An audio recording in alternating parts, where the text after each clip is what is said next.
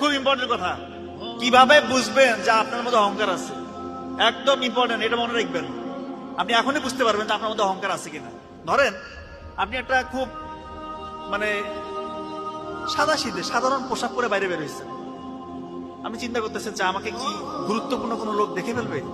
এই যে আপনার একটা সংকোচ বোধ, দেখে ফেললে কি হবে, দেখেই ফেলছে, আপনার মনের ভিতরে একটা সংকোচ যে এই ড্রেস আমাকে দেখলো। আপনার মধ্যে অহংকার আছে। একটা মজলিসে গেছেন, এইরকম একটা মজলিসে আপনাকে হয়তো বা বসারই জায়গা দেয় নাই, বা পিছনে আপনার বসার জায়গা দিচ্ছে, আপনার মনটা খারাপ হয়ে গেছে যে সামনে বসাইলো না। আপনার মধ্যে অহংকার আছে।